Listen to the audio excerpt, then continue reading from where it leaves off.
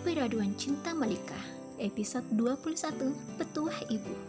Dukung channel ini dengan cara like, subscribe, komen, dan share. Terima kasih.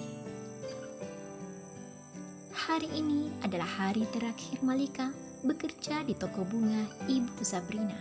Awalnya, Ibu Sabrina tidak mengizinkan. Selain karena Malika adalah karyawati yang baik, dengan bekerja di toko bunga Ibu Sabrina, Malika juga akan sering bertemu dengan ibunya. Karena hanya di toko bunga lah, Malika dan Ibu Jamila dapat mengobrol dengan santai dan luwes tanpa harus memikirkan tatapan tajam Ibu Marwah. Namun, Ibu Sabrina berubah pikiran setelah mendengar alasan Malika. Sebelum pulang ke rumah, ia menyempatkan diri untuk menemui ibunya. "Jadi, kamu benar berhenti bekerja di sini, Nak?"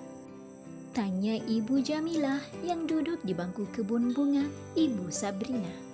"Iya, Bu," sahut Malika, lalu duduk di samping Ibu Jamila. "Begitu ya." Terpancar rona kesedihan di wajah Ibu Jamila menanggapi jawaban putrinya. Ibu jangan sedih.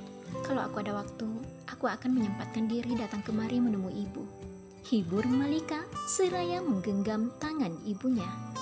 "Lagi pula, aku berhenti di sini bukan untuk jadi pengangguran, Bu.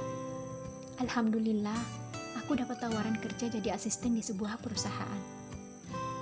Meski aku belum punya pengalaman di bidang itu, tapi atasan aku bersedia membimbingku. Jadi, Ibu jangan khawatir," tambahnya. "Baiklah, Ibu mengerti. Itu pipi kamu kenapa?"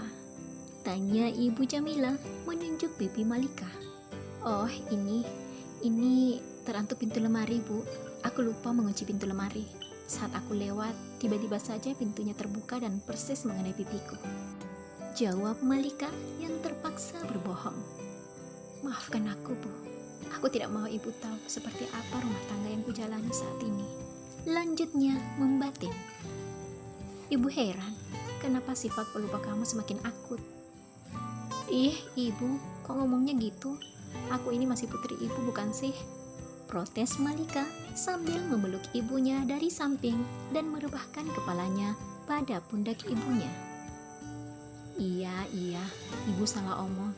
Lain kali hati-hati ya, Nak," ucap Ibu Jamila tersenyum.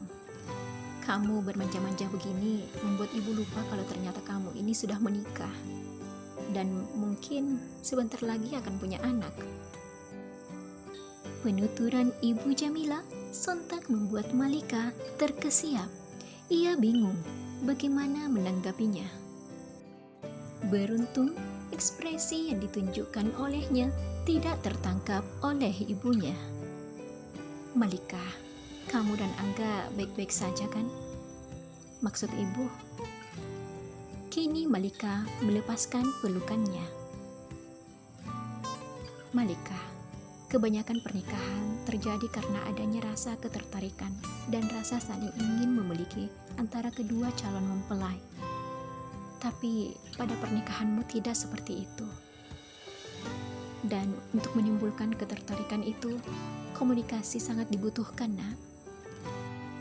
Ibu Jamila menghela nafas panjang kemudian melirik putrinya.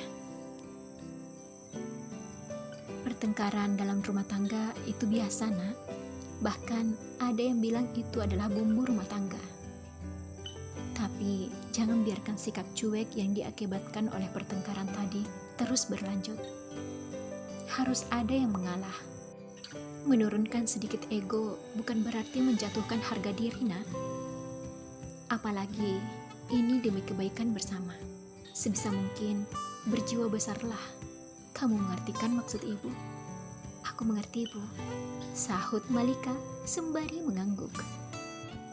Dalam perjalanan pulang, wejangan yang disampaikan Ibu Jamila terus berputar memenuhi ingatan Malika. Ia sendiri bingung harus berbuat apa agar bisa menjinakkan hati suaminya. Bukan hanya sekali Malika berusaha, mengalah dan mengalah lagi terus ia lakukan. Namun apa hasilnya? hanya kekecewaan yang selalu Malika tuai. Malika menyandarkan kepalanya seraya menghela nafas lelah. Ya Allah, luluhkanlah kerasnya hati suamiku, batinnya. Begitu melewati sebuah supermarket, tiba-tiba Malika meminta Pak sopir menghentikan kendaraannya. Tidak apa-apa Pak, di sini saja, ucap Malika sembari menyerahkan uang sewanya. Untung saja aku ingat kalau aku harus membeli sesuatu. Lirihnya berjalan memasuki toko yang dimaksud. Sedang memilih-milih barang yang ia butuhkan, tiba-tiba saja ia diserempet oleh pengunjung lain. Sontak, Malika menoleh. Dengan kening yang mengerut, ia menatap seseorang yang menabraknya barusan. Bukankah perempuan ini yang bersama Mas Angga waktu itu? Lalu siapa pria yang ada di sampingnya? Batin Malika yang juga melirik pria berjas hitam di samping Karina. Ya, wanita yang menabrak Malika adalah Karina yang datang bersama Pak Rudianto, atasannya. Maaf, aku tidak sengaja, ucap Karina. Iya, tidak apa-apa. Kita ke sana ya sayang, ajak Karina sambil menarik pelan tangan Rudi. Malika yang mendengar ucapan Karina kembali mengernyit. Ah, bukan urusan aku juga, gumamnya. Setiba di apartemen, Malika meletakkan barang belanjaannya di dapur, kemudian masuk ke kamarnya.